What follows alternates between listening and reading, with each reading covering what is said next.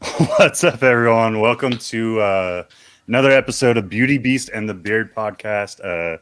Beauty and the Beast are unfortunately on the road, so they will be joining us, but I'm not sure exactly when. Tonight, we have one of my near and dear friends, a guy that I have kind of taken a lot of ideas from, I guess you could say, because I love his ideas and he's super creative. Give some love to Brian Kusko. I set it up like that on purpose just to fuck with you.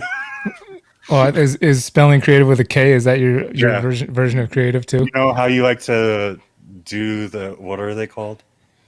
The fucking That's a wide how I like to do that. I like to do a lot of things, my friend. well, no, like Music Monday.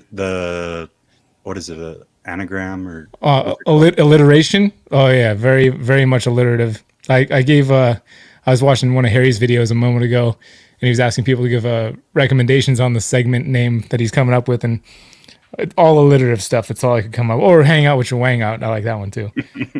He's either alliterative or it's got a rhyme. One of those two things.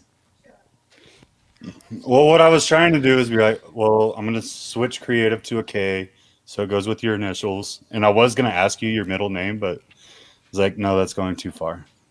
Way too far. It's going too far, and I'm gonna have to think of a fucking word out of this world to fucking fit in what I'm trying. Friends to say. don't ask friends their middle initials. I just had a buddy send me a PayPal thing, and it might have been his middle name, and I was like, because I didn't the name, I was like, that's not your, like, what is this name? I was like, what am I supposed to start calling you? You know, blank. And he said, do it and see what happens. So I did. I don't think he's very happy about it, but I didn't put it on his PayPal. I didn't make it show up like that. I don't know. What do you want to talk about tonight, John? We're gonna talk about being creative. That was the whole purpose for the title. Oh, John. So I know John, I'm drinking. I see you pulled up a comment from John. This is what I'm drinking currently, John. I just picked it up yesterday. So technically, I'm supposed to be on a cleanse right now. Sorry, it's not happening quite the way that it's not. Can you do your new channel under a cleanse? Well, we record once a month because Matt has to drive up quite a ways, so we planned it out so that we record once a month for all the episodes, do like 4 episodes in one, which is cool because then you can watch the progression of episode, the first episode of the month to the last episode of the month. It's like that's all done in like one sitting. And we're planning to do the last one where we do a flight fight. So it's like we got 4 different whiskeys we're trying on the last one. But we haven't hung out too much in person. Like we have a little bit, but I can handle this stuff pretty well. I like to think I can, at least. Well, I mean, you guys started off with what, 130? So. Oh, you proof? Yeah. Yeah. There's no denying it now. You're gonna have to handle it now, sir. 100%. We're not going to keep going up and up like indefinitely. That's not possible. No, you said you're not going down. Yeah, I meant like in that. I meant in that session. I meant in that month. Like we can't. It's not possible. The second one was the highest proof of any whiskey I know of out there. You can't go higher than the highest. This is true. We have to start breaking into like Bacardi 151 or something. And it's just, it's a whiskey channel, not a rum channel. I'm not going to. I see you got, I didn't know I was going to be on with Beauty and the Beast, but I see that they're spinning down there. I thought it was just me and you. I haven't seen these guys. Oh, they tried, but they didn't make it. It's all right. You guys just wait till you get home and then jump on. I haven't seen those guys since Arlington. Dude, I'm so glad we're doing this thing. I was in such a fucking dark place yesterday. It was so weird. I mean, the last couple of days, such a weird dark place. I know I'm usually pretty up and happy about stuff, and I try to put out positive energy, but I just had this. I was so glad it happened. Today was much better. Today was great. But if we had gone yesterday, it would have been a side of Brian you may have never seen before on video, because I was just, what? Everything was just not that it was crashing down. It was in this weird dark place where I was feeling super negative about everything. And maybe it didn't help that this morning I got up at 2 in the morning, and I started editing the podcast we did with Kevin McCurley at Nerd while we were there for the Searchables Reptiles podcast. And I get into it, and like there's this moment where I pick up Kevin's phone and I show it to the one camera. It's a thing of him holding a chipmunk and doing something. And after that moment, it never refocused on him. So everything was just like the rest of the podcast, like a whole hour and a half of the podcast is just like out of focus camera on Kevin. I was like, what the fuck?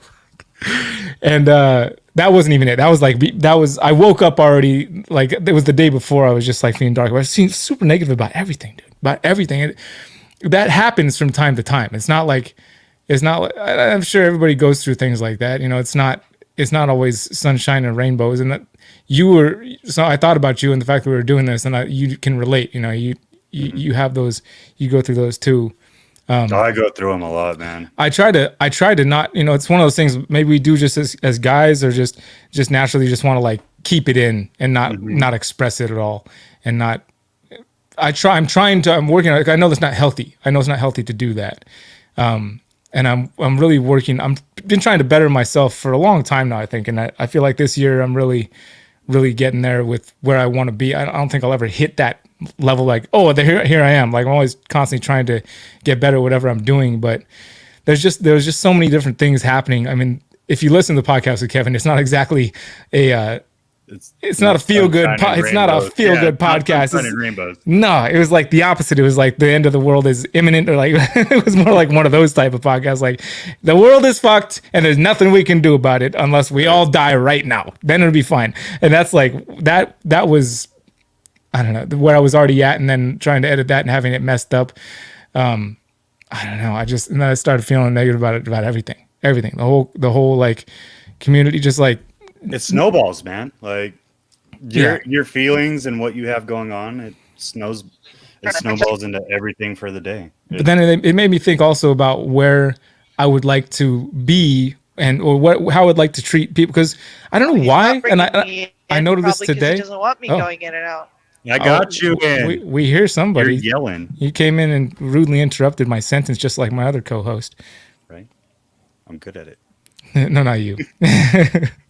Michael, I'm your guest. Oh, wait. You guys are... you mean, what's his name? Yeah, what's his name? That guy? That one from up north or down south? East. I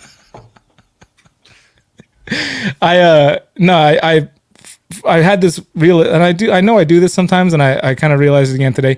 For whatever reason, like if I really like you, even if you're really like my family, even like sometimes I can be really just not nice. Like I know it seemed really nice on a lot of the videos because I generally want people to feel good about themselves, and I like to put out good energy. I generally have a lot of good energy to put out, but for whatever reason, if I really like you and like you're close to me, I really care about you. Like I just see how much can you take. Like I want to see like where's your limit, but. With exceptions, like if I think you're already having a hard time, I'm not gonna, like if you're having a hard time and you need help, like I'm gonna be there for you. You know, I'm gonna do everything I can to lift you up and get you out of that funk. But if you're not, like it's almost like I've got this thing in me that wants to just see how much you take, what's gonna break you down to that point. Like, and I was doing that to Hillary a little bit today, like, but I caught myself and I stopped myself, and she was trying to build something. Some of my favorite moments in your videos, though, like when you and Hillary have your little head bashing in the vlogs. I freaking love those moments. Well, I'll yell at my wife and I'll be like, hey, no, watch this. You see, they do it too. It's okay. It's normal. It is normal. It's working through it. But so I was doing that to her today. She's working on building a second garden bed, which is great. And she's building it herself. Like I helped a little bit. Like I use this. I don't want her using the circular saw because she's got no experience with it. And the last thing I want to see is my wife's fingers cut off because she doesn't know what she's doing with a circular saw. But you know, I help where I think it's going to be dangerous. I'm like, here, let me do this and help you. She's building it. Went and found the pallet wood herself. Found pallets, brought them back, and is building a new garden bed. And I was just like. Acting, I was also mildly annoyed when she keeps asking me for help every 10 minutes or something that I thought she should know how to do, even though maybe she doesn't. But then I caught myself after a couple times. I walked out and I was like, you know, Hill, I know I do this. I don't know why, but I like the people I care about and love the most. I just give them a hard time, and I don't know. I know I do it. I don't mean to.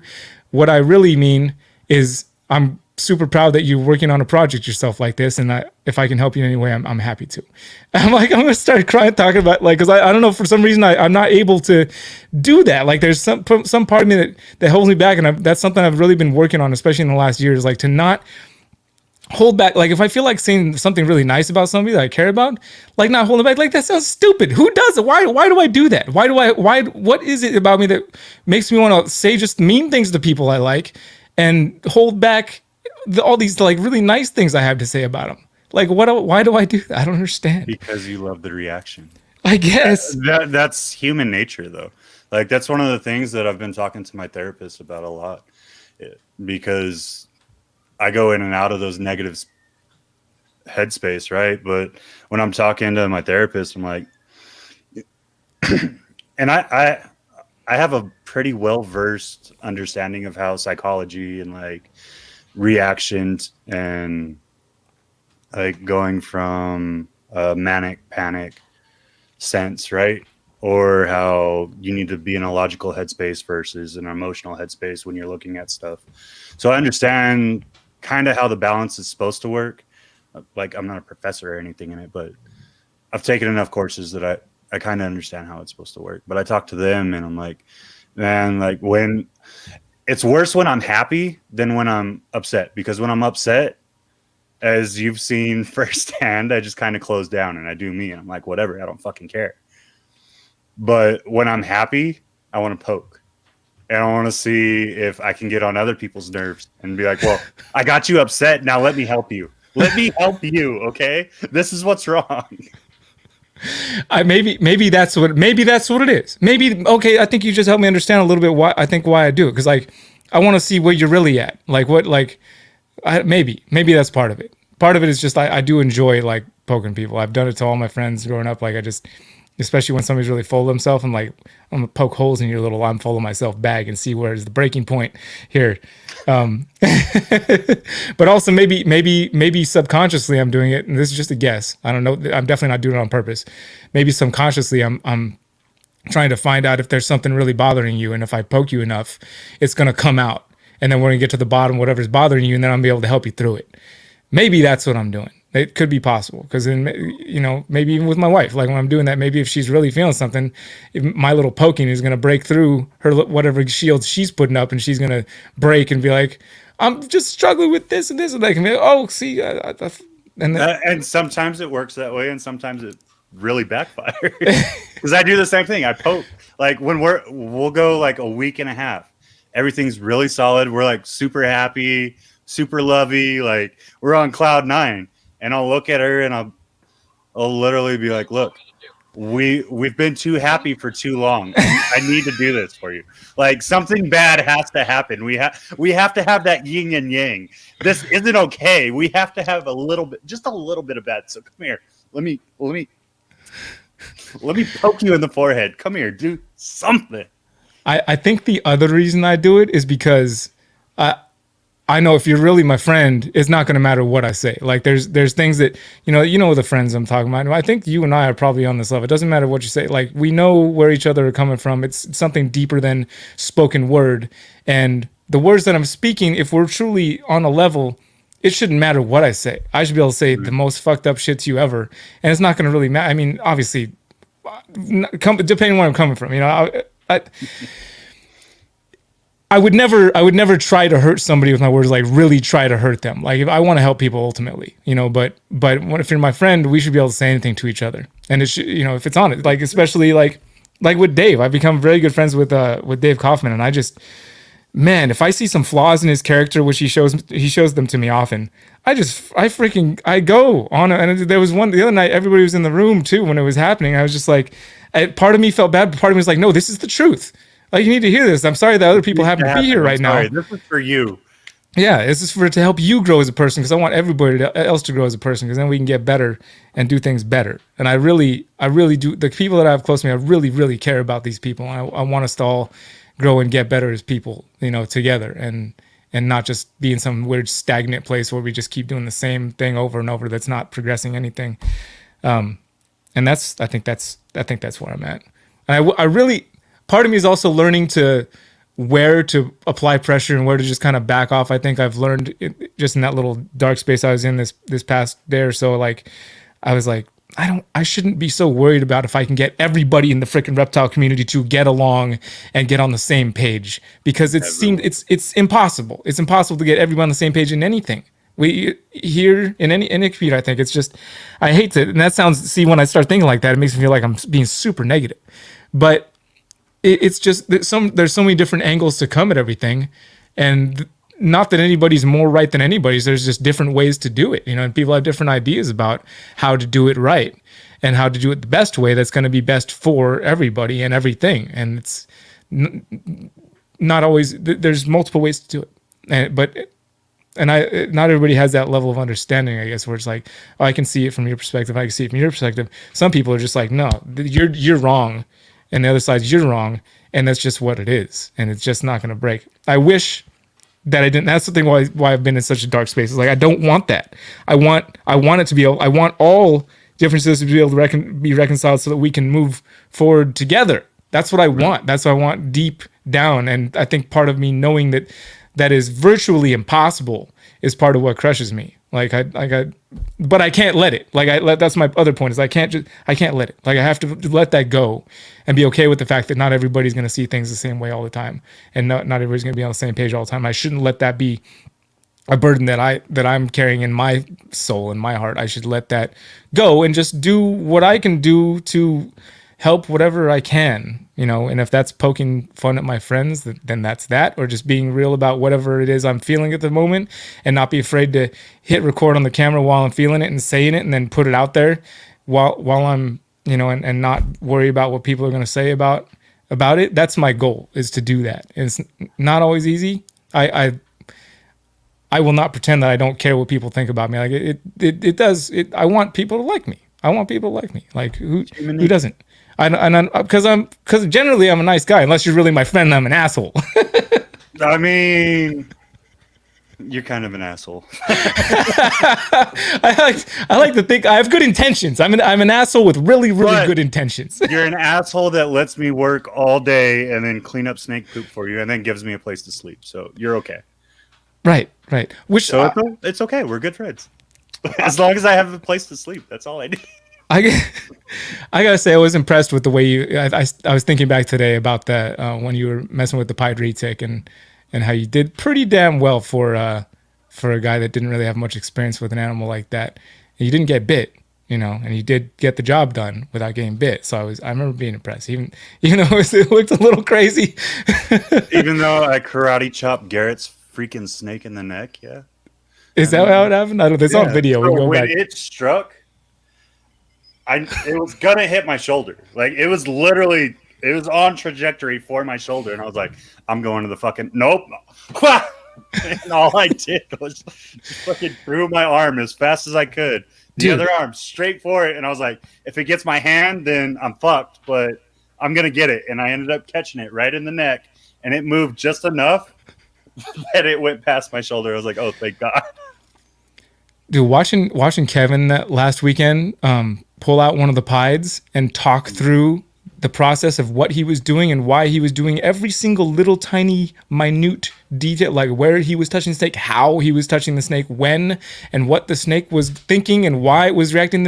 It's going to be up on, Dave did a video on it. Dave filmed it while he's doing it. Well, I guess I was holding the camera, so I was trying to capture the spots that I thought were important to focus on while he was talking about what he's talking about. But man, what an inspiration to watch somebody do that, because this wasn't like some pied that's down the line. This is still one of the bigger, like, not F, what, I don't even know what F they're at right now with the pieds, but this was a bigger girl, and definitely not okay. She may have been she may have not had experience that Garrett's pied had with somebody, which was very negative, but still had that pied, but the way that he literally talked through what he was doing, and it was like, it reminded me of like Conor McGregor saying exactly how he's going to win the fight. Like, I'm going to go in 60 and then, like, and then execute, like saying what you're going to do, going in and executing. Well, I said I was going to do that. He was doing that while he was doing it, and just like, and the snake never struck at him. It was definitely, you could tell it was on edge a lot of the time, but the way that he read that animal and knew exactly where and when to touch it and how. It just was very, very inspiring to watch in person, to stand there as it was happening. It was, because a lot of people already know that Kevin like has that, like he's got that intuition. He's been working with animals for a very long time, and he's got that. But to see it in person and watch him talk, that, and I'm beating a dead horse, but Dave's video will be coming out, and I hope that it captures and shows just how impressive. Just thinking back, like to last weekend and how he was doing that, it was so incredible, man. There's part of the magic that comes out of that shop, though. Like his uncanny ability to read an animal and knowing exactly how to react to calm it down or how to deal with that situation from his years of experience just speaks volumes about how much he really truly cares about all these animals. Yeah, it was wild. Dude, what a fun weekend, man. Oh my God. That was like exactly what I needed. And I'm glad that today went the way it did. Like I busted out of that dark corner. It was a beautiful day here today. Like I said, I got up at 2 a.m., got the stuff edited and up. Luckily, Garrett made a post, or whoever runs Garrett. I think maybe it was probably Kim. It definitely wasn't Garrett, because unless he was speaking about himself in the third person, which I doubt. it said Garrett's releasing his blah blah blah. I wouldn't put it against her. I wouldn't put it past Garrett to do that, though. I don't think it was. It was probably Kim. It was probably Kim posting it, but. Garrett's going to be releasing his episode of Searchables Reptiles podcast tomorrow. And I went and I was like, oh, is he? Well, what if Garrett doesn't feel like editing tonight? That's why I woke up at 2 this morning, because it's supposed to release today. And if I hadn't seen that post, I kind of would have forgot, because we release on the 17th each month. But I don't know where I was going with that. Just, yeah, Kevin was on the podcast, so that's relevant to why. My day. 2 in the morning, did that.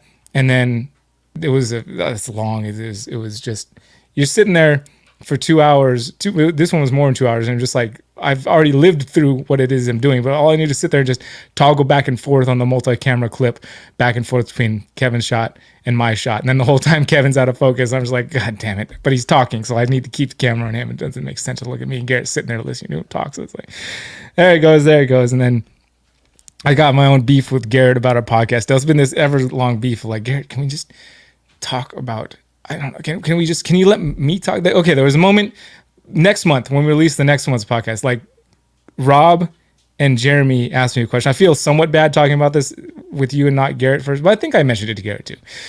But like, I may have even mentioned it right there in the moment on the podcast. I don't remember. Anyway, at the end of that episode, we're sitting there, and they wanted to ask us a question. And so they asked a question, and I was like, oh, Garrett, go ahead, you answer first. I sit there. I've got the timer for the recorder in front of me, because I'm just like waiting. And I noticed like he's been answering for about 20 minutes. And I'm quiet. And I'm just like, I'm listening to what he's saying, because that's what I think is important. If you're doing a podcast, you listen to what people are saying. Otherwise, what are you doing? So I'm listening, 20 minutes ago, and he's like, it sounds like he's done. I'm like, oh, okay. I'm going to answer. And I get 3. He cuts me off on my 3rd sentence. I was like, bro, I just sat here and listened to you talk and ask that question for 20 fucking minutes. I get 3 sentences into my answer, and you're already cutting me off. I was like, what the fuck? Sorry, Garrett. But it sometimes it's frustrating. And then oh, Garrett's gonna release it. No, I'm doing all the work. You just sit there and talk. I set up the mics. I run all my equipment, all the audio. I'm back here editing it, putting out, typing in all the little hashtags so that people will actually watch it. Anyway, I don't mean to vent about Garrett publicly, but I guess I feel like I needed to. Happened. You needed to. Yeah, I'll cleansing. You are cleansing right now. It's okay, sir. That's what it is. I needed a good cleansing. I need good cleansing. I'm gonna take that little clip and I'm gonna send it to Garrett tonight.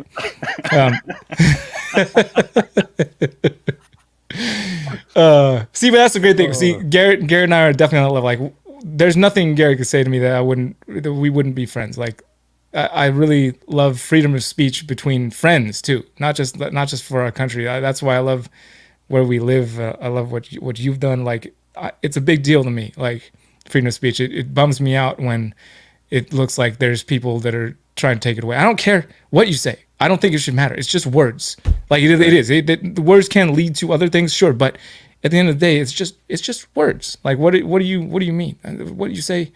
You should be able to say whatever you want. I want people to be able to say whatever they want. If somebody hates me, I want them to be able to say it so I know that they're there hating me and not hiding in the shadows because somebody's going to arrest them because they're going to say something about me. Well, my big thing on it is like, so everyone's entitled to their own freaking opinion. And if you're so worried about someone stating their opinion, then why are you hanging out with them in the first place? For one. For two, are you that weak-minded that someone else's opinion is literally going to change the way you view every single thing that they just talked about? Or are you going to be a freaking grown-ass adult and hold your own opinion? That's why when you started talking about debates, I was like, dude, let me know, please. Like, give me a week's notice so I know what topic we are going to talk about, and I will sit there and I'll debate with you on whatever side you want me to all freaking night, because I love that shit. Because if I, and especially with you, like with you, I feel like if I could change your opinion on just one thing, I don't care if it's that lima beans are the best freaking vegetable there is. I mean, best. I would feel accomplished to be able to change your outlook on something. I mean, if you can provide me some solid facts about why, but the texture is going to be a tough one to sell me on. You know, I mean, I'll eat some lima. With lima beans is part of. So when we do our Christmas Eve dinners in my grandma's house, we do a traditional Russian dinners and dishes, which is not much. It's mostly, in fact, I think one year they finally added ribs to the list, which was kind of like. It was like mushroom soup, carrots, babaiki and sauerkraut, which is like these little bread balls with sauerkraut, and lima beans, and you know a handful. It's mostly vegetables and soup, and then like I said, they added the ribs, and yeah, the lima beans. I eat them; they're good. Especially you got butter on them. I know they're good for you. My sister, on the other hand, I don't know the lima beans. But the best vegetable. I mean, you got asparagus, you got broccoli, you got kale, which is loaded down with nutrients, and the texture of the lima bean, it has to be properly cooked, I guess. But to call it the best vegetable, that's a stretch, dude. It's very rounded, very, very rounded, though. Like, you're looking at asparagus and all this stuff that's high fiber, which lima beans are as well, and then because of the bean aspect of it, you still have a high protein. Oh, that's right. Is a lima bean even a vegetable technically? Is it a bean? It's a bean. It's a bean. See, so why are we even having this discussion, John? You didn't even know that though. If I hadn't said this, it would have been over. It's literally in the name, bean. But you called it a vegetable, so I gave you a little bit of credit that you knew what you were talking about. But clearly, you're just out of your damn mind trying to call a bean a vegetable. Well, what are beans? Beans they're legumes. They're part of the legume family, are they not? It's almost like a seed in a pod. That's why I told you I need a week to research. I don't know either. I mostly talk out of my ass and just try to sound like I know what I'm talking about. That's usually what's going on. But every now and then I have this breakthrough. It's like, oh, I actually knew what I was talking about today. What's up, you beastly man? Not much is going on. Can you hear me? Yeah. Yeah, we're sitting here at an Allsup, so I'm so sorry. I in my head would be driving down the road and have a perfect contact and everything would be wonderful. That's the way it works. It didn't work out that way. How you doing, JD? Not too bad. How you doing, Brian? I'm better now. I'm much better now. Today has been a great day, and then topping it off with sitting down with you guys has made it that much better. I only got to 2. I barely got past 2 in the morning so far of what I was talking about with the day, but it got better from that. Like, got up and went. After that, got up and we went for a hike with the fam, about a little 5-miler, and went up. Entire family just cruising, like running. It was beautiful hike. Came back, got some more work down here. Had something very, very nice happen right over here, which will be on a video next week. So I'm not going to spoil it here. I apologize, but if you want to see what's happening over here, that literally turned my day around, turned my whole mood for a couple days around. It happened here. That happened, and that was awesome. And then from there, we went. I went out for. It's just a beautiful day today. Like I'm wearing this. Like out here in California, for whatever reason, it's the last few days has been like high 70s, and I'm not complaining about it. Went outside, went for a walk with the boys. I've burned like 3,500 calories a day, did 100 pull-ups, did this crazy ab workout. I went on a walk with Noah. We went for a long walk. Noah's on this big kick where he wants to like get as many steps in as possible for a 7-year-old. So he's at like 20 something thousand. And after we're done with this podcast, I promised him we would go out and we'd hit the track even though it's already nighttime. We go out and we're trying to break our current records and hit 30,000 together, 30,000 steps for the day together, because we haven't done that yet, at least since we've been wearing Fitbits, which has been fun. I'm going freaking hard this year, bro. I am going off. Like I'm gonna be when I turn 40, which is this year. I don't usually say my age publicly because I like people to guess and just mess with people. But I'm turning 40 this year, and I'm going to turn 40 in the best shape I've ever been in my entire life. I can already feel like I was doing the pull-ups today. I was like, my core is just feeling like, whoa, this feels like different. When I'm running yesterday, chasing Leia on her bike, I was like, whoa. This feels like I'm moving, and I'm not even where I had a goal like weight and thing, and I got really close to it already. So I've set my goal a little lower and the fat percentage. I am going off this year. I'm going to be in the best shape of my life this year I've ever been in my entire life, and that's just going to spiral with everything else. I think everything, the energy there, which is weird because why I was in that dark place for a couple of days, like the last couple of days, it didn't make sense. But it still happened. But I think the point is when you're trying, and even when you're doing well, you're always going to have little failures. Like failures are constantly going to come. You're never going to get to some point, I think, where you don't have a failure. No matter how high you get on levels of the goals you set for yourself, there's always going to be these little setbacks.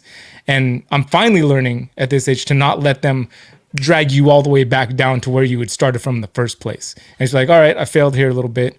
That's all right though. I'm not going to let it set me back. I'm just going to be like, all right, I failed, but I'm going to get right back up and keep going. And it's easy to say.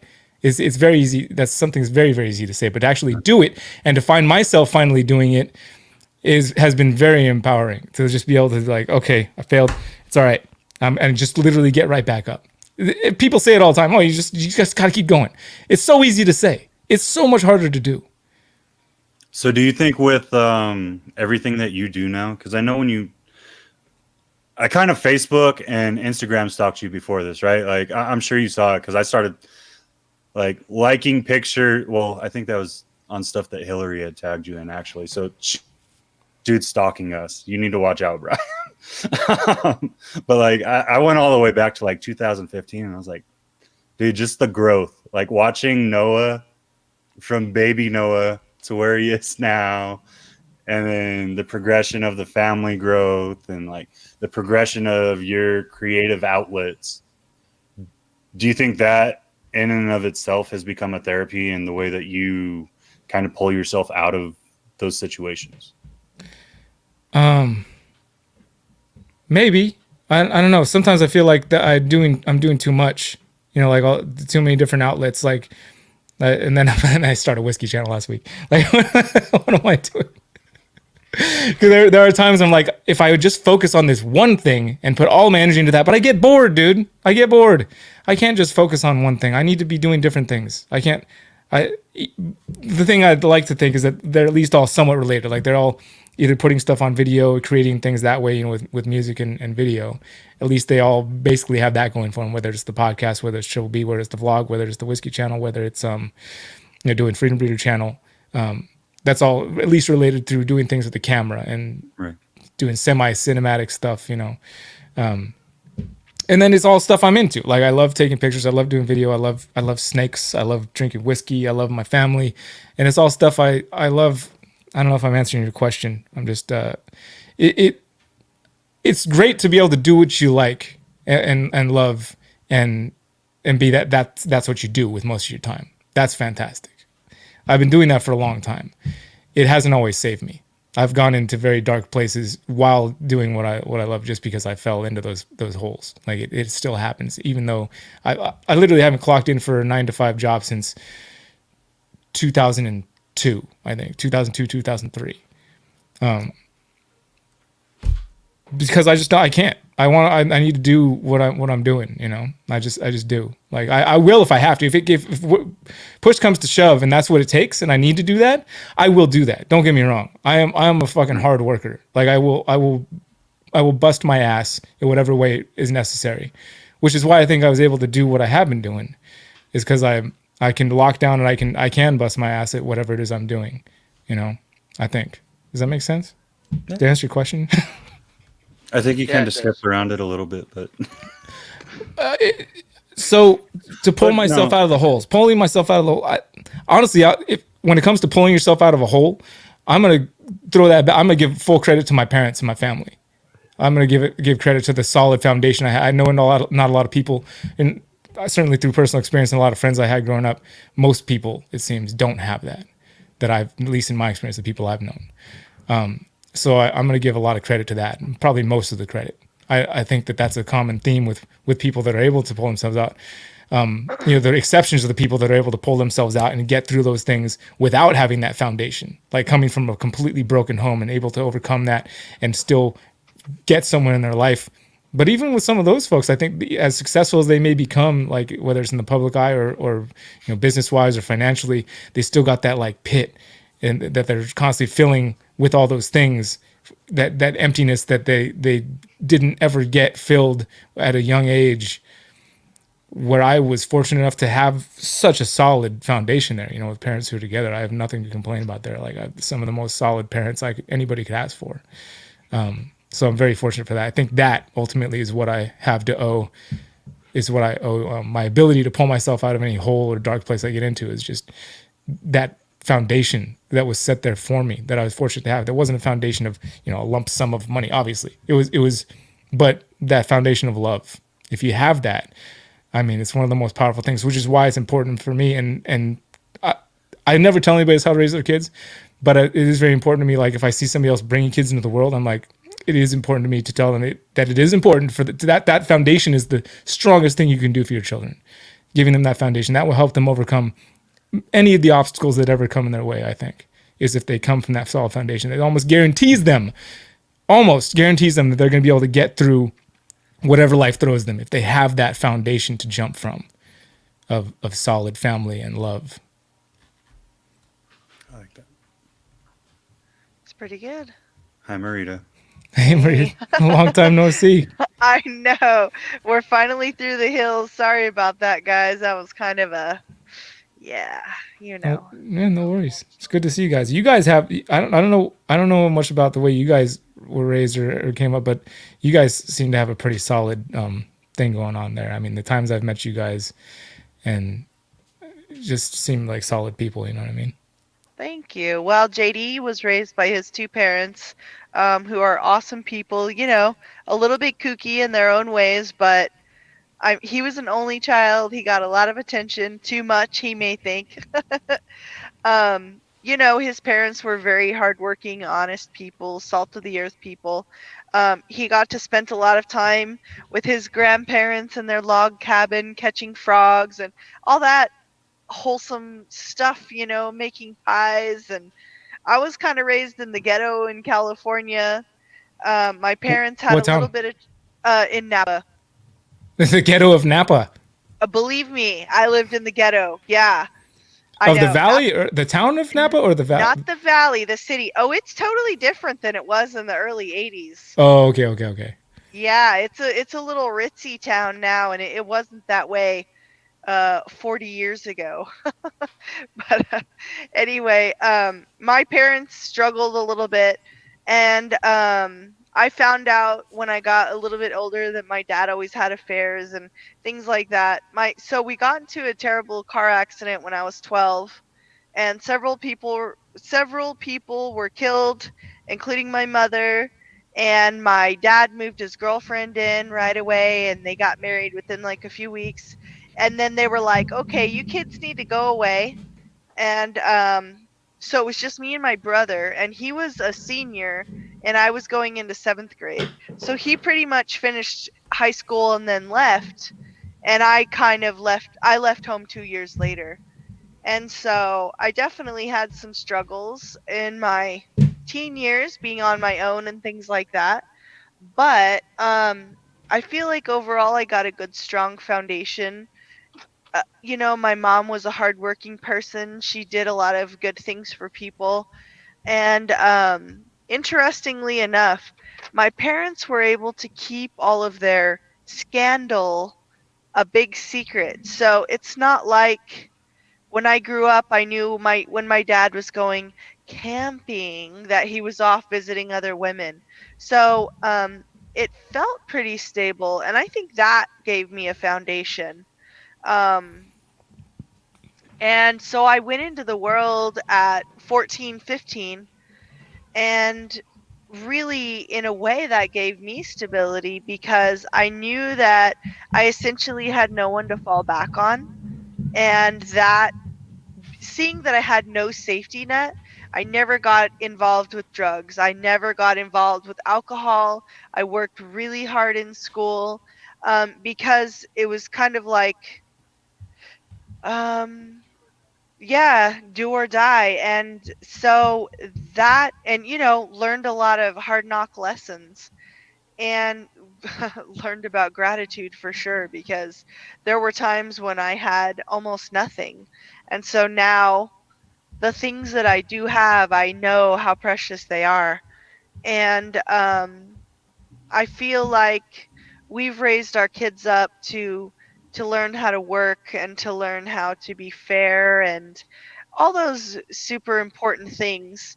And it's interesting because our kids grew up around animals and around being outdoors, and although they used to grumble about it a bit when they were kids, now they say, you know what, I miss going out with you guys, now that they're off in college and doing all that stuff.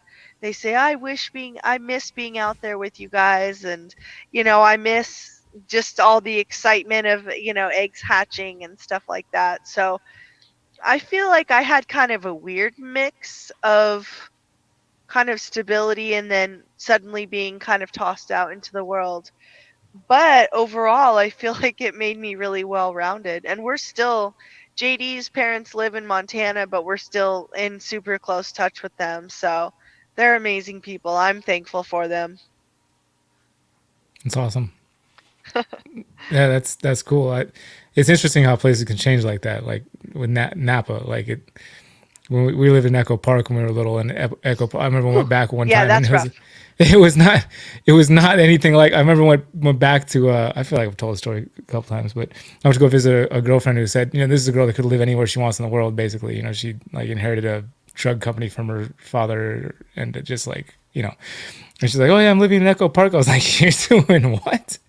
Like what? And I went to go visit her. I was like, whoa, yoga studio and juice bar. No, Yeah. no. Yeah. I don't know if it Wow. held up, but this was like, 6 or 7, 8 years ago. I went to go visit her there, but Wow. I was mind blown. I was like, whoa, this doesn't look like Echo Park anymore. That is interesting. Well, yeah, even, yeah, I've lived in it's interesting how Napa has changed. The people with money took control of it and turned it into they integrated the city with the valley. And it was financially smart. I could never afford to live back there, which I wouldn't want to. But it's fun to visit and to see all the beautiful stuff. It's like, oh, this is nothing like I remember.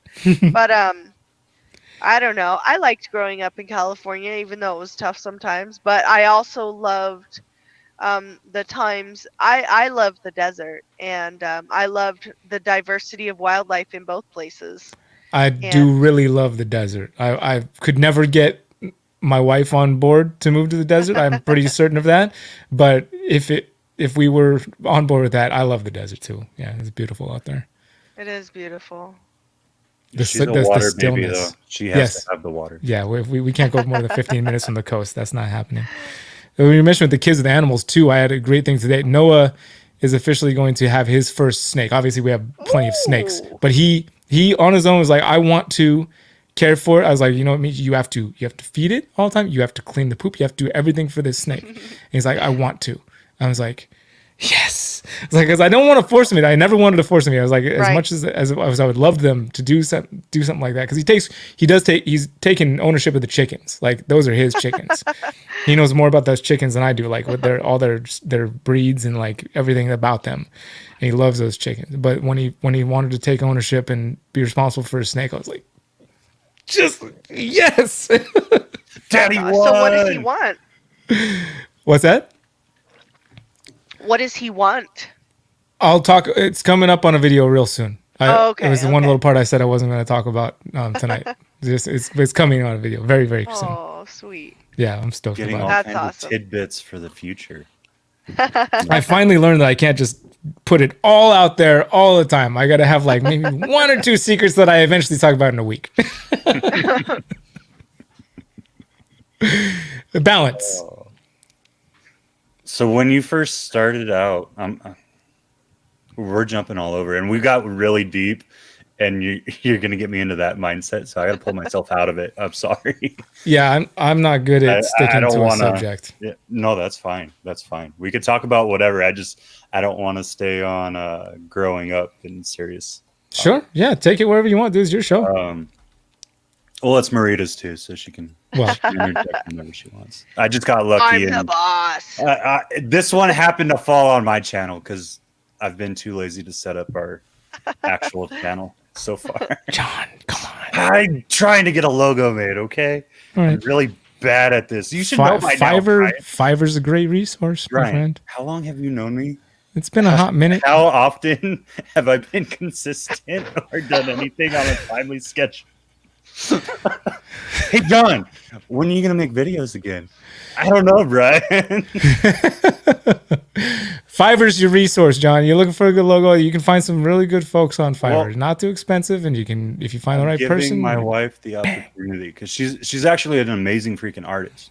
The issue is she's an amazing artist that is kind of like you. Like she can't do one thing. So like she's doing like 2 or 3 canvas paintings right now. She's working on like 10 different pictures in her sketchbook. Like she does a wicked amount of art every single day, but she can't focus on one thing. I was like, hey, do you want to do that so I can convert it? And then we have but I don't want to push her either. Like she's finally going back to what makes her happy. So I'm trying to let her have that and like not be that bully, I guess. Good for you, John. I'm trying. I'm growing up. I'm getting older. A little bit more mature sometimes. Good boy. Oh, I'm going to have to do something bad now. You're calling me a good boy like I'm a dog. That's your husband, okay? He's the beast. Okay. Okay. Jesus. I feel like you were about to take it a certain direction, John. I was. I forgot. You forgot? I did. Well, here. Cheers. It was about being creative. Think.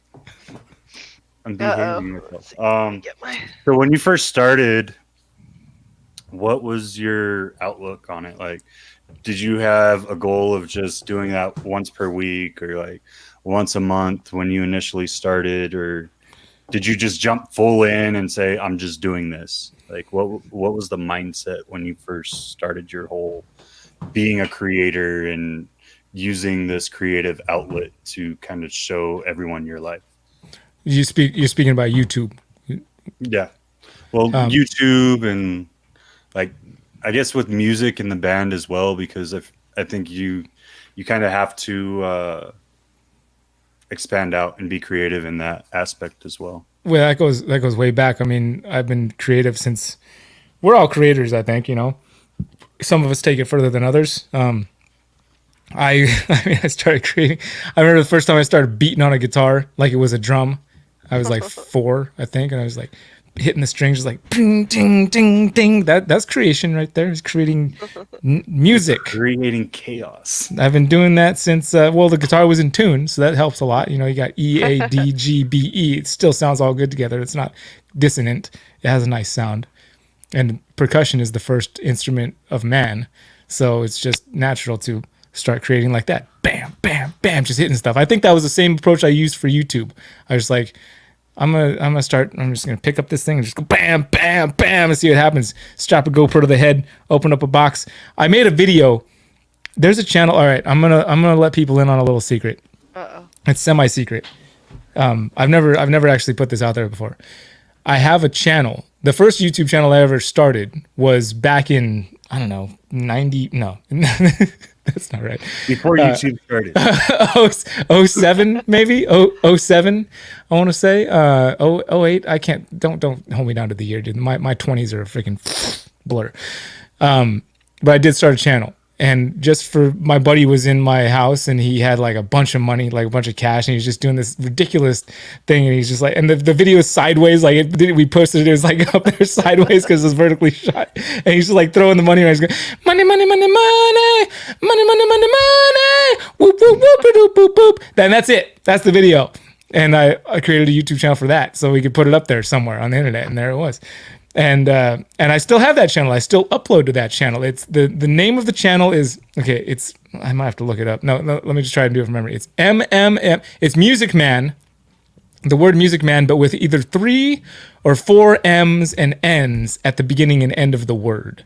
So it's like MMMMUSICMANNNN, something like that. It's either 3 M's and N's or 4 M's and N's, and I use it to like upload, like if I'm putting snakes on Morph Market, and I'm adding video, like I'll upload them there unlisted and use, so I have the YouTube link to go post to Morph Market. Or if I'm doing something for Patreon, I'll, that is only for Patreon, I'll upload it there unlisted and share the link to Patreon. Or if I just anything like that, like it's my kind of like not trash channel, but kind of trash channel. Like I'll upload. If I do a music video like with Pee on a Tree, I think you've seen Pee on a Tree. I made that, the vlog. I made a whole vlog of the day of making that video, and the music video is part of the vlog. But I uploaded Pee on a Tree to that as just the music video. And actually, I just looked at it yesterday, and it's got like 250,000 views on a channel with like 20 subscribers. You asshole. That's But I said the thumbnail just said Billboard #1 hit or something because I was doing a play on words at #1 because it's about peeing. We're going to have to list that video link in the description box, obviously. I'm going to find it. I'll find it. For Pee in a Tree and Money Man, the Money, Money, Money song. Oh, if you find the money one, I think that was literally the first. That was the first one. And then there's nothing posted on the channel for like 7 years. And then the next thing, if you go to, so if you find that channel and you go to the, if you click on videos, because if you go to a channel, I don't know what it shows you. It's always something different, but you have to go to the channel, then click on videos, and then you go to the oldest video, you'll find the Money Man one. But the one after that will probably be 7 years later or maybe more. And it's the first video I filmed when I moved back to the States. I had a couple of GoPros when I decided I want to start trying video stuff. Got you. And oh, you got it? And I just made a video to a song of just my family and I going to my sister and her fiance at the time, or boyfriend at the time, and my family. It was Noah was just a baby, and me and Hillary. We just went to a local lake at the town in Livermore, the town I grew up in. Went to Shadow Cliffs and just drove there and had a little walk and drove back. I threw the GoPro into the water. It's the weird. Hillary always laughs at me because there's this part in the song that I just set it all to music, and there's this part in the song that's like breaks the peak, the epic part, and I just dive down into Shadow Cliffs Lake, and it's just like gross. It's just like rocks and like algae floating around. It doesn't look pretty at all. But that's the peak of the song. It's like, we're going in the water. It's disgusting down here. It's the beautiful part of the song. But that was the first video I ever edited. Was that video right there? And oh my gosh, somebody must have found it because I just got a notification somebody subscribed to me on YouTube, and only that channel. I never get subscribers to that channel because I would have turned that off because I don't like getting those notifications. You're welcome. Thanks. But yeah, that channel, that video. So the money video, and then that when I decided I want to try and edit video, it took me a long time to sit down to it was like the GoPro Studio app or something. I just laid out all the clips and had it to that song and timed it the way I thought it would look good, and did all these weird things that looking back on it probably doesn't look anything like what the videos are today. But I always had that, like I said, from 4 years old, banging on the guitar. There's no different. It's just something new.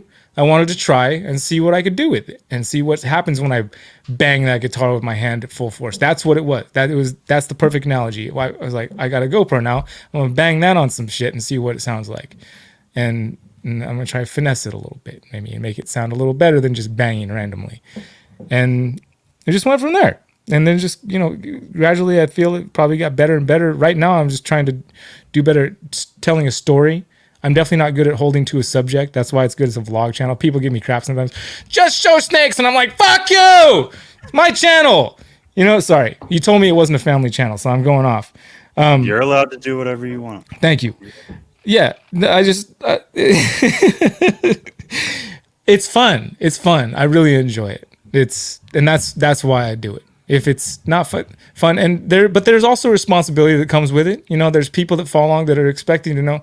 I'm getting lots of people asking about certain things that, you know, waiting for updates on and stuff. And I feel a very strong responsibility to update folks because people are emotionally invested. And like, well, and I appreciate that, and I do feel the responsibility of that, and that's part of it. But the other thing is, it's just so much damn fun. I just love creating this stuff. I love finding that thing that it happens time and time again. I'll like, you know, this video's okay, this video okay, and then just something just hits and like, that's it right there. The way that the song hits right in that moment is just, it feels good just to create it. Like, even if nobody saw it, just in the moment, like when I'm sitting there, nobody's even seen it yet. I'm just like, yes, I love that. I love that. This is what I wanted. Like that moment right there. And all those things that happen. And sometimes I want to bring people in these moments that I'm feeling. It's hard to do sometimes through a video. Like when I was sitting, and this isn't captured for video. There's some things I keep to myself. Many things I keep to myself. I was sitting at the fountain with my daughter today. She came on a long walk with me after the hike that she already went on today. She went ham today. She must have put in like 7 miles, 2-year-old. And we're just sitting by the fountain, and she just leans over on me and like grabs my arm and just snugs me. I love you, Daddy. And we're just sitting in this fountain. It's like beautiful. I just cried. Like, I didn't let her see me cry. Not that it would have mattered. She was just below me. And I was like, this is it. This is the moment. This is what life is about. Is this little moment right here? And as much as I can take little things like that and share with people and that reciprocation, using the power of the internet for good things like that, like sharing those type of feelings and getting people to feel those type of things and put them in those places where they feel these moments of beauty, that like the reasons for being alive, the reasons that make being alive worth living, going through any of the hardships that you have to go through to get to those moments. If I can, as much as I can do that, that's why I do it. Those are the ultimate reasons why to keep doing it, and why I love doing it, and why I'll keep doing it forever, and why I'm going to live stream my funeral. Well, Marita, today she got to hold a Galapagos tortoise, and it brought tears to her eyes. First Nice. time ever. And Hold she it. loved That it. must not. How old was it? It's like a year old, but it weighed 1,600 grams. He said it's gaining 100 grams a month. I was gonna say, if holding it, it couldn't have been that old. But still, it's a beautiful piece of art. If you've ever seen one in real life, they're amazing. There's a turtle and tortoise rescue down the road here that I haven't been to since Bob Thomas transferred ownership when he retired. But at the time he had it, he had a couple of Galapagos down there. Now they weren't 1-year-old and 1,600 grams, but they were still very beautiful and amazing creatures to be in the presence of. Absolutely. Yeah, it's something I've never seen. I've never seen a baby in person, and maybe not even on a video, but yeah, pretty impressive creatures, turtles. I pushed not push turtles aside, but like I've always been a snake guy, right? And I always felt like turtles always got the easy thing in the reptile world. Everybody loves turtles. The turtles are cute, Ninja Turtles and stuff like that. I was like, these snakes are getting stepped on. They need some better representation. but I still have a soft place in my heart for all things, even my friends that I poke at until I can't take it anymore. Well, turtles, not all turtles get the love that, cute little turtles do. The alligator snapping turtle, which we're huge fans of, lots of them get killed every year just because people think they're scary. They're pretty intimidating looking. Sure. Yeah. Yeah. That's the beauty. That's another thing. Okay. That's another thing about what we do on YouTube is, as a lot of people who share reptile type videos, I think our goal is to help people overcome that fear and feel like they need to kill something just because it looks intimidating. Yeah, that's a big deal right there. Exactly. There's a lot we can do. As much as Kevin bashed down all my hopes for humanity. Well, I've got a question for you. What's up? So this is the when you're sitting and you're thinking about this question, if you were going to start a YouTube channel today and you hadn't had a channel before, what would be your steps to get to where you're at now? Not the work hard and consistently put out videos.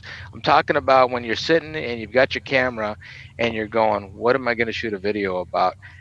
What's your thought process when you're doing things, like when you're creating?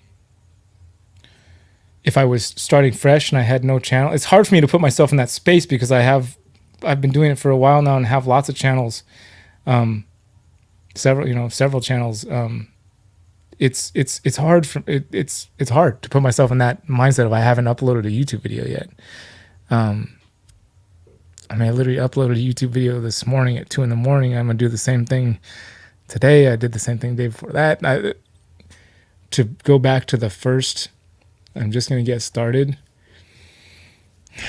I would take the same process. I do the same thing. I would just try it. If you that's often the hardest step that gets in people's way is just doing it. It's like the plans, I'm going to do this, I'm going to do that.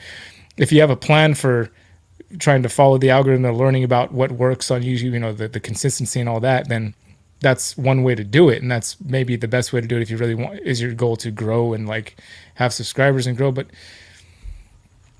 if you just want to do it, you just got to do it. Just start from scratch. Just make a video about anything. Just turn the camera on. That's the first step.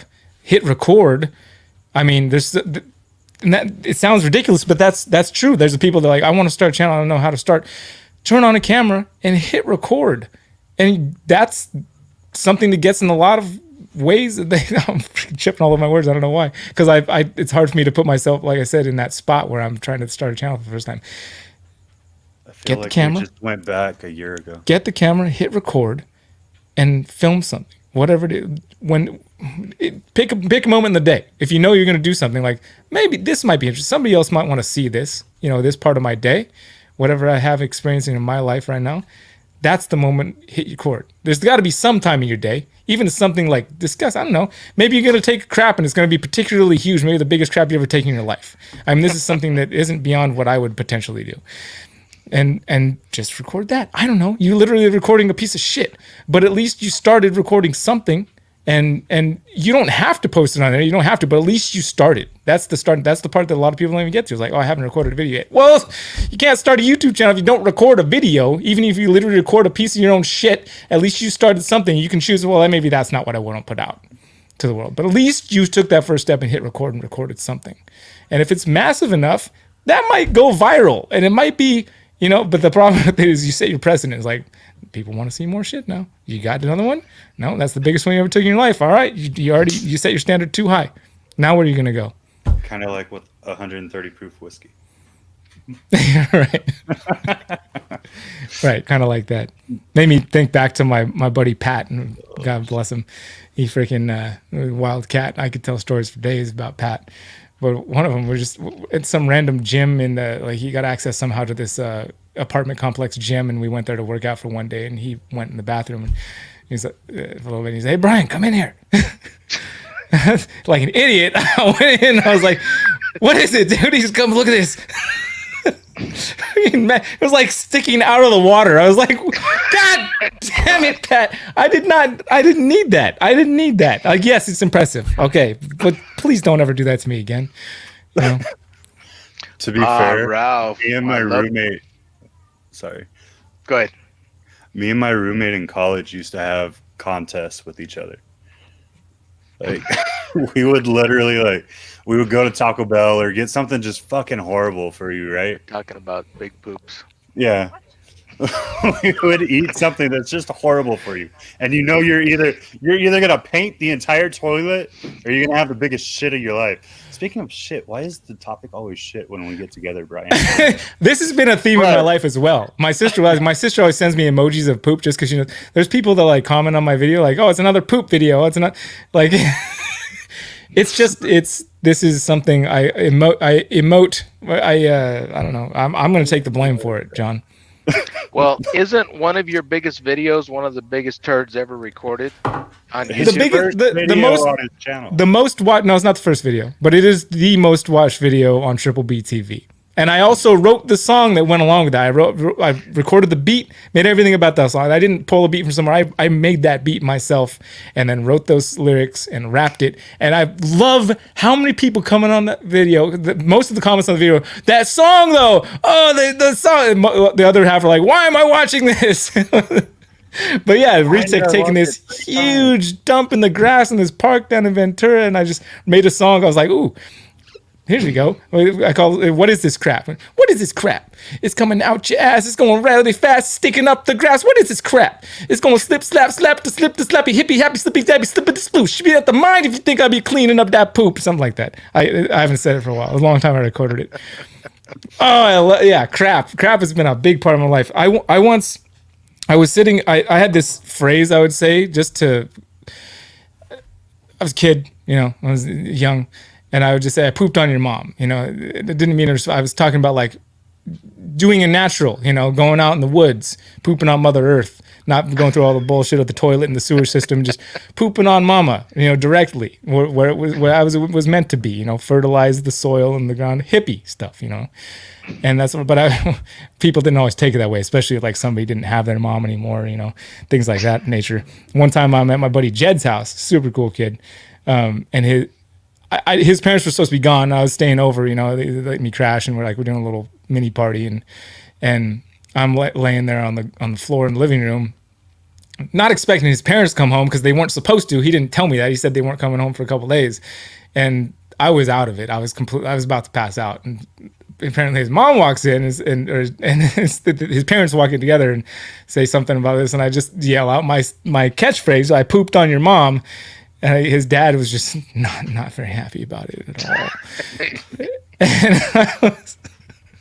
And he's like, he needs to leave now. Oh, poor Jed. Poor Jed's parents. We still talk to this day, though. I actually am friends with his mom on Facebook, and we spoke recently. I actually saw her last year. I went to a little gathering they were having, and we love each other. It's fantastic. So it has a happy ending. That's good.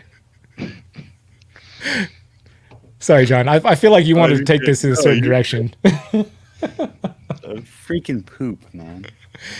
Constant theme. Right? So feces seems to be a stigma of your life.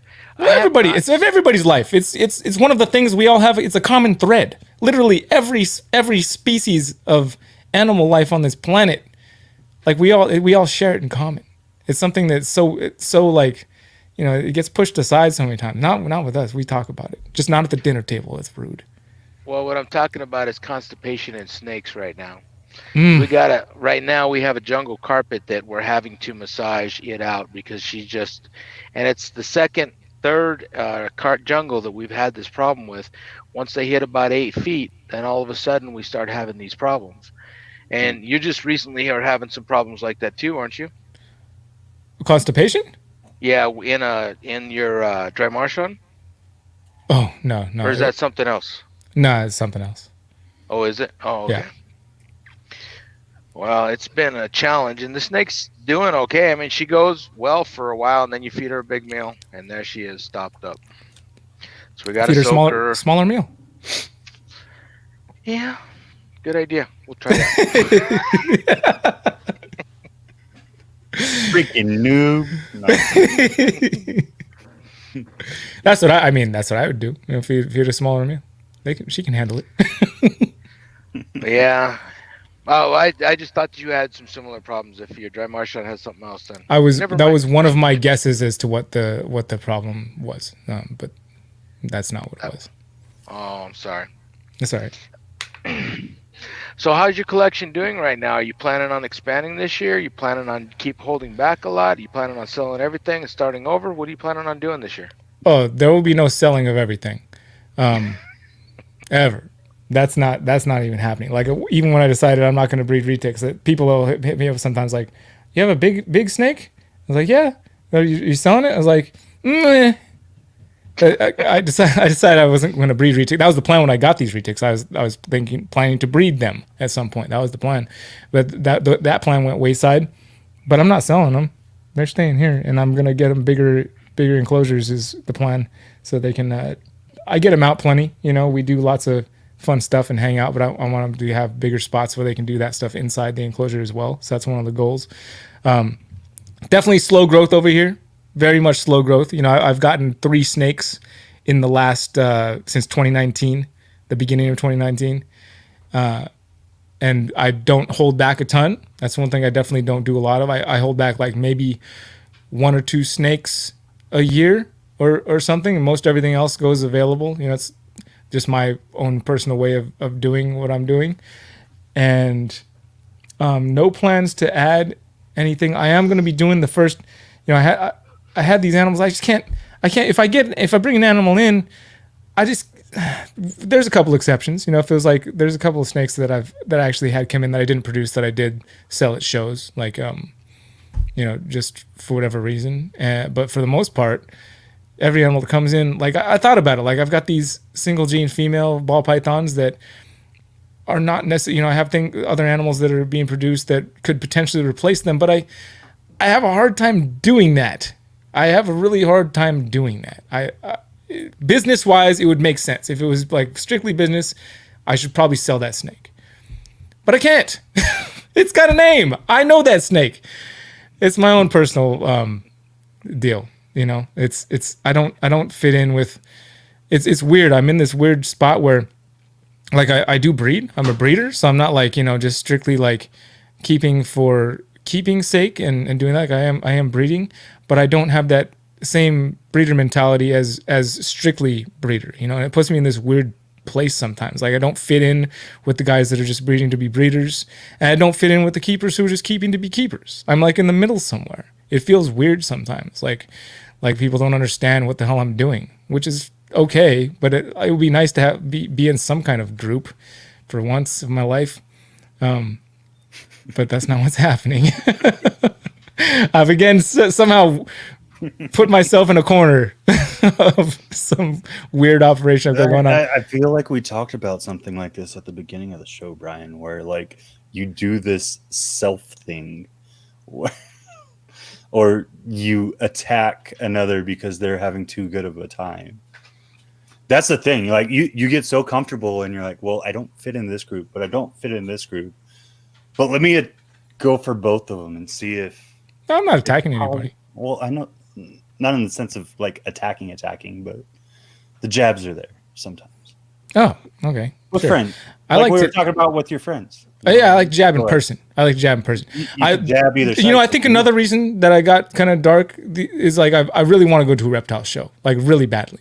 Like a real reptile show, like a Tinley, like a Pomona. I really, really want to go to one of those things. Like Come to Texas. Like, isn't Arlington? I heard Arlington was, that one too. It's delayed. It's not off. Right, but it's not happening in February. I was planning to. I was like, February, I'm going to Arlington, and then it said no, and I was like, damn it! Like I was gonna go. That was my plan, and then it said delayed. It didn't even give it the new date, which is fine. I understand why. I get all that. It's the end of April. Yeah, that's what they said. Potentially April. And if that's happening, I will be there. Absolutely. Which would be great. There's some people that said some really mean things to me, and I'm going to see them in person to see if they actually say it to me in person. You're not allowed to have whiskey in front of me, Brian. We're not fighting. I'm not Andy Gabbs, okay? We're not making a video of us grappling on the ground. One, because since I got out of the Army, I'm a fat, lazy fuck. And two, chasing my kids gets me out of breath, so you're going to whoop my ass. We could do the ice cream eating contest that we never did. We do need to do the ice cream eating contest. That will fall within the parameters of what I'm capable of doing right now. Yeah, no, I'm hoping the show happens, man.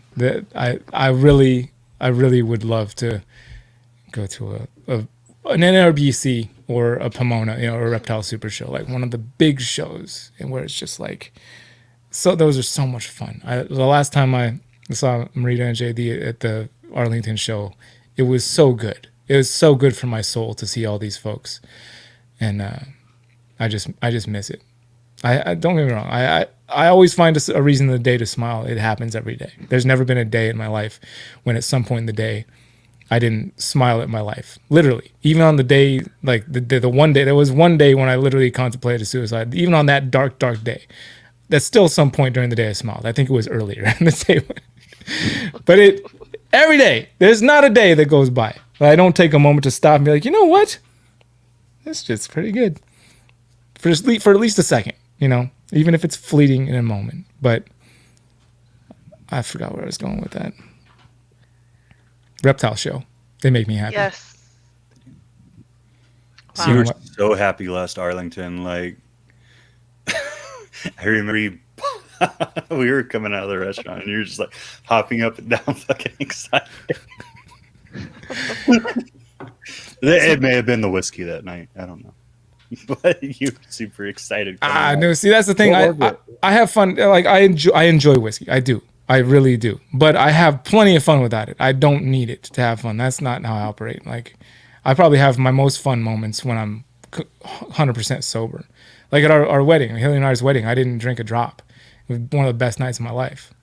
So much fun. We went crazy. Hillary's wedding dress was covered in mud by the end of the night. It was like we went off. I don't need this. People see me going crazy sometimes. They're like, "Oh, how much you had to drink?" It's like nothing. I don't need to drink to have fun. I enjoy drinking to enjoy the drinking. I don't need it to let loose. I let loose, like when I did that little family-friendly striptease on the live stream. So many people are like, "Oh, he's wasted." No, I was 100% sober. I had not ingested anything but like water and a little bit of food that day. I like to let loose, and I don't need any substances to do it. I promise you.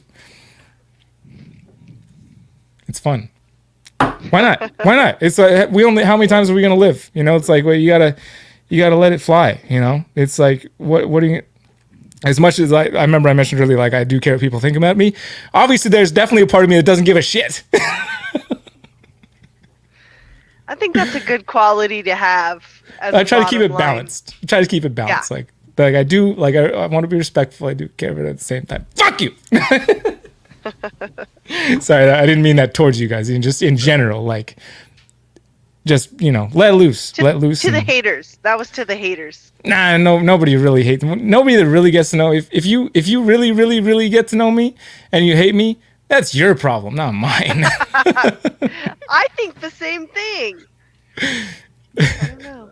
If you don't have time, I understand. It's a busy world. It's a busy life. Not everybody has time to really get to know somebody. And it's easier to just like, I don't like that guy. I don't have time for that guy.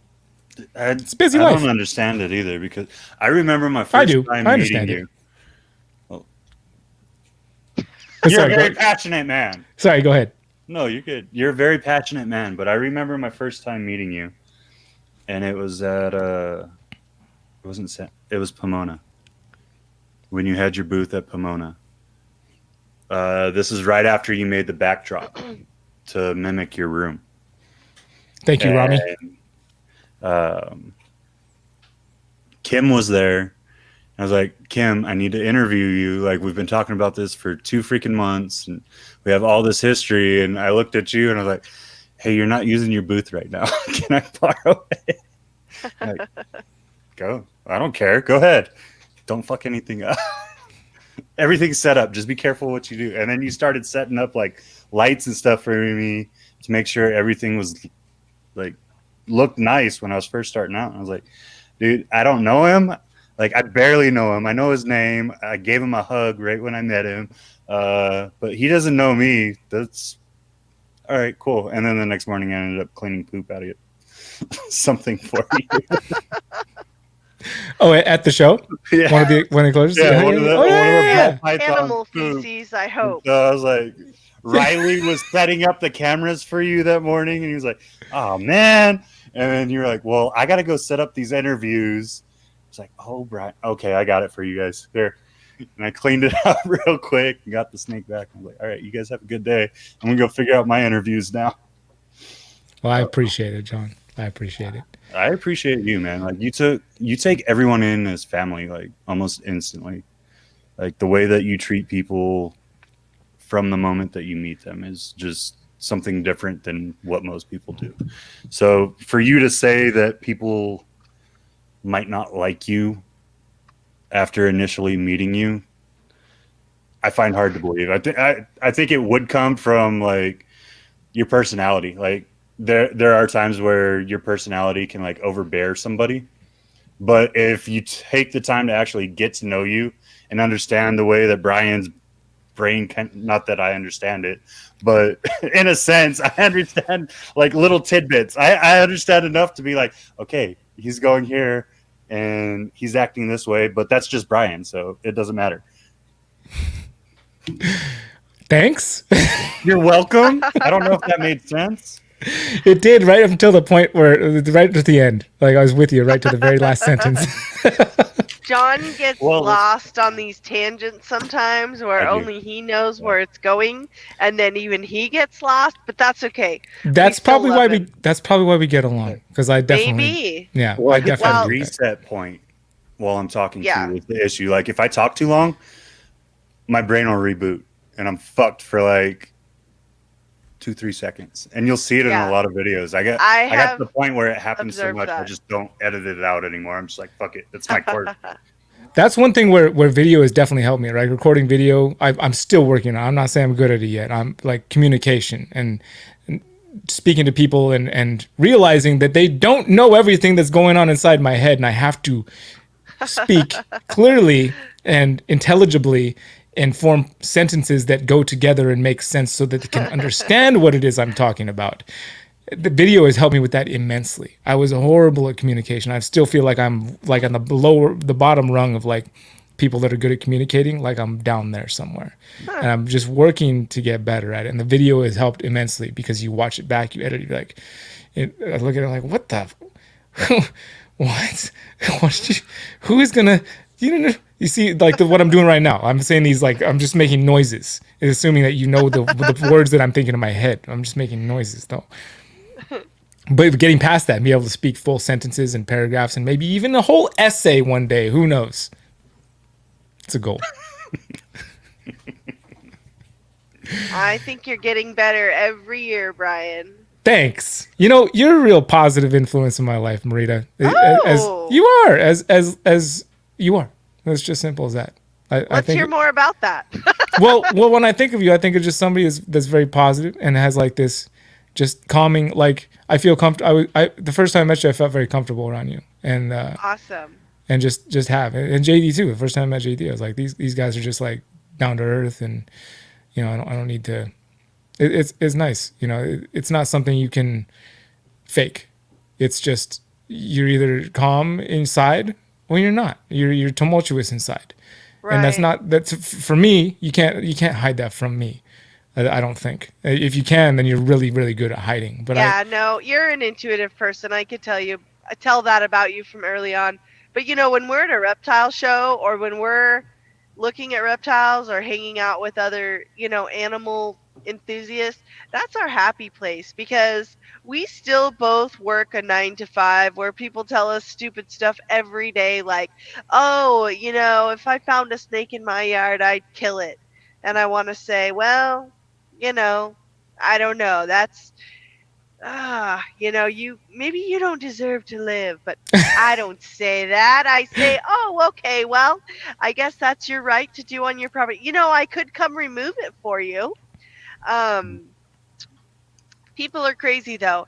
We're definitely going against the grind when it comes to mainstream society.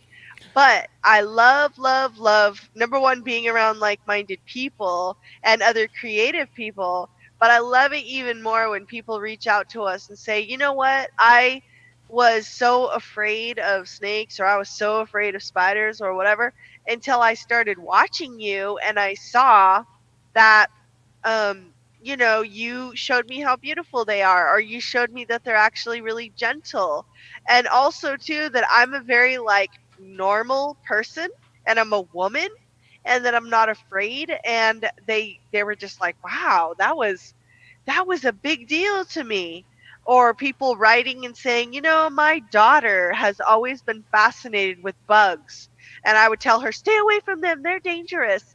And then we came across you on YouTube and she said, I didn't realize that there were people out there that studied bugs or kept bugs as pets or, you know, had collections of insects. And so she said she started they bought like some little critter keepers. She started letting her daughter keep the little bugs out of the yard, you know, for a few days and then they'd let them go. And that it changed her daughter's world. And just to let her to figure out that they weren't necessarily so dangerous or so bad. And or people will say, well, since I've met you, we don't kill the snakes we see anymore, we just stay away from them. Even that is, to me, that's huge. And I think it's really awesome. It's definitely a big payoff. And people also tell us we're crazy every day for our lifestyle. I mean, we've been driving all over Texas this weekend. We were doing everything we could to be home, but JD said if we don't make it home by 8, we'll do it by phone, and hopefully it'll be great. And here we are. We're on the road, and we're doing our best every day. You guys sound great. Like the headsets, like it's great quality. It's not your typical calling in from the road quality. Those headsets are awesome. Now that I'm through the hills, I guess. Oh, we're driving again. So if I start to break up, let me know and we'll pull over or even go back if we have to. Okay. Yeah, you did just a little bit there. It got a little funny, but you're good. Oh, they said I just broke up, so just mildly. Let me know if I do again, and we'll figure something out. But yeah, I would say you're an inspiration for me too, both of you guys. John's a vet, and he's working hard every day to take care of his family. And when our kids were young, things were way harder. And you're raising a young little brood, and life's hard. It gets in the way sometimes, but you just have to stay focused and dedicated to your collection and to your channel and just keep going. You don't have to, but no, yeah. It's awesome if you do. Yeah, I'm definitely gonna keep going. It's too much fun. I just pulled up. I just pulled up that we actually. I just pulled up the chat for the first time. The freaking. Oh, I didn't even know. I was like in a full screen. Some full screen. Riley's in there, dude. Riley's my guy, dude. I love Riley. It's been going off, but I have this really bad habit of once I get lost in the comments, I get lost. I start paying attention to it too much. Maybe it's probably better that I just found them because you gotta watch the chat. It rolled so sometimes smooth you get some weirdos in there. Yeah, weirdos are cool. We got moderators on this channel that'll kick them out. I like weirdos. Oh, good. I don't know. I like bugs too. I like bugs a lot more now than I did before. I mean, I used to always, of course, find them under rocks. But actually, who I saw the other day? And when we were in New England, we popped over to Jason Miller's place. That guy loves his bugs, man, and he's freaking that guy. I love that guy. He's freaking really cool. Awesome. Such a cool kid. You guys ever watched the show he had for a bit? He's doing Miller's Wildlife now, but I just love the show. 5 Weird Animal Facts. Man, that just like. You never seen 5 Weird Animal Facts? Are you kidding me right now? I've seen that. Man, 5 Weird Animal Facts. It's got to still be up on YouTube. It was when Brian was having the network for a little bit, when it was Animal Bites. When it went to Animal Bites TV, it was one of the segments on one of the channels on there, and just his like level. Sure I saw it then. His level of sarcasm plus like such a freaking cool kid, man. It was so cool to see him for a minute. And yeah, he had one of the most deadliest. I don't know if I'm supposed to say this or not. We didn't film anything inside the bug room. I'm just gonna shut up. You know how secrets later. Uh-oh. What are they talking about? They're talking about stuff that can't be said on. It's top secret. It's probably fine. I don't know. So I don't like to take liberties with other people. I'm sure everything's above the board. Jason, he's so freaking knowledgeable. I'm sure it's fine. I just don't want to speak out of place. I'm like 99% sure it's fine. It's that 1% that's just keeping me for speaking. This guy's down here because he knows that we have a mission to achieve tonight, and that's to hit 30,000 steps before the evening's up. We've never. How close are you? He's probably got me beat right now because I've been sitting here, but I'm at 22.5. Yeah, I beat ya. Yeah, he's at 24. But we have a record, like I think his record's like 26 or 27. Mine's 27. Right around 27. So we're right around the same. So you guys gonna take a walk? Yeah, we're gonna take a walk and hit 30,000 today. Ooh, that's a good plan. Technically, both of our highest record is 20,000 because every 10,000 more you get a record. Well, according to the little app, yeah, but you can hit records without having it trigger your own records. Yeah, you can make your own. You can make your own records, Noah Sage.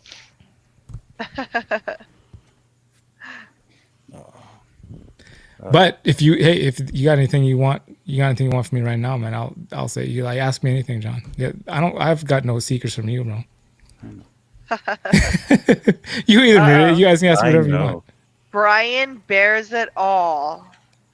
Too He often. literally Good does, one. and then he puts a little It's all in the name of over fun. it so that you If I can't can see it. inspire somebody else to do something that's fun for their life, great. Love it. What's it called? Okay, I have a Fantastic. totally serious question for you then. Okay. I don't know if you want Noah in the room for this. He can't hear you. I Okay. don't. I hide nothing from Noah. I can Okay. kind of hear them. You can kind of hear them. Okay. I'll turn up the headphones a little bit. I hide nothing from this kid. Nothing. Okay. So, may I ask, and if you don't wish to discuss it on air, then just say so. What was it that occurred so very recently that made you consider suicide? Oh, that wasn't recent. That was a long time Oh, ago. okay. Oh, okay. Yeah, that was Wow. one single day of my life ever. That was a long time ago. Wow. Okay. That was like, how old am I now? that was like 39.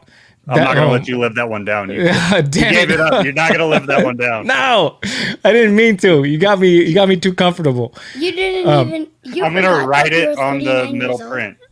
Right. This was years. 16 years ago. Oh, So, wow. yeah. Wow. Okay. Have you seriously been down here for 1 hour, 30 minutes, and 35 seconds? Yes, he has. I've been down a little here bit for- longer. I've been down here for a lot longer than that. I mean, over the days, I spend a lot of time in this room. I do have a question though. With the family, because you do share a lot of family stuff. So how do you approach what you're willing to show and what you're not willing to show Good question. with the family? Basically, it comes down to, no child nudity for the most part. Cover up Right. the butts or the private parts. Other than that, like I even like to show some of the, I lose my patience from time to time, and I'm probably harder on Noah than any of the other kids. And I try to tell him I'm just trying to do my best as a dad, and he appreciates that. He said. Sometimes he'll say, when I have those talks with him, he'll be like, well, you're the best dad I could ask for. And I was like, oh, thanks. But I, even the moments when I'm losing my patience, I like to put that up on video too, because it's real. And I'm sure lots of other parents are going through those days where it's like, this is driving me crazy and it's really hard right now. So I like to more inspire people with good things, but if I can take a negative situation and show the positive spin on it, that's what I really like to do. But I don't know. It could be argued that I share that I'm too open. It could be argued that way, that I'm too open with stuff, for sure. I have a question for you along those lines. So, and again, this is kind of about you and kind of about Hillary. So if you don't want to share it because you're protecting her privacy. Oh, please, but that's fine. by the way, the 16 years ago thing, suicide, it was addiction. And I was I see. I was at Okay. like the bottom of it. So that's what that was. Wow. I'm so glad you're better, by the way. Oh yeah, me too. I don't know. I have mad respect for how far you've come, and I think you're a beautiful person. Thanks. That's mutual. And I love you. So I love you too. thank you. So I was wondering though, if Hillary ever kind of feels like your channel is a violation of your all's family privacy as a family in any way. I mean, mildly. Do you guys talk about that? Yeah. I mean, there's time. I mean, but I still post it. Like, I'll go up to her with the camera, and she's like, "I'm not ready to be on camera," and like that will make it on the video. So she's pretty damn cool. I'm fortunate to have a wife that's very, very supportive of what I do, And even photogenic and young and beautiful. That makes it easier too. Sure. I don't think for her, if the beauty's in the eye of the beholder. If she's not feeling, if she's feeling frumpy, she's feeling frumpy. I hear you.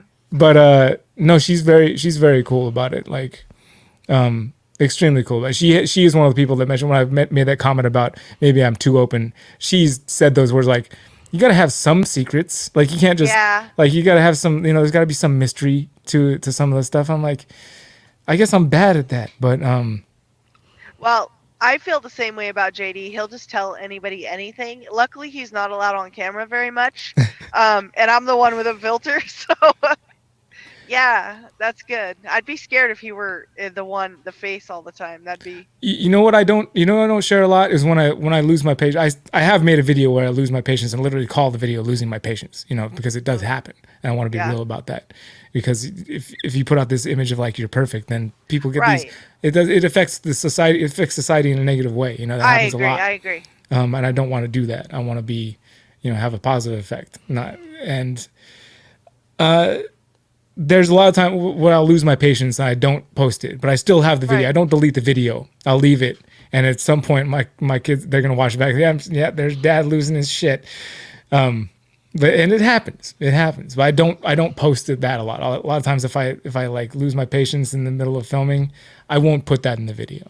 Right. Because, well, first of all, it's not really what the video is about. And then Yeah, maybe I should put that in every time. Oh, there's Brian losing it again. Good old classic Brian. There he is. Classic Brian. How does anybody live with him? I don't know. Hey, no. How do you deal with having a dad like me? Like, what are the struggles of having a dad like me? I'm not sure about many. Oh, all right, fair enough. If there was one thing about me you could change as a dad, what would it be? How you yell a bunch. The yelling, right? And how you get mad at something that you can't even see what's going on. Yep. That happens too. Well, if you guys are fussing down on the room or something, I know something's going on I don't like, so I just assume that it's not something I like.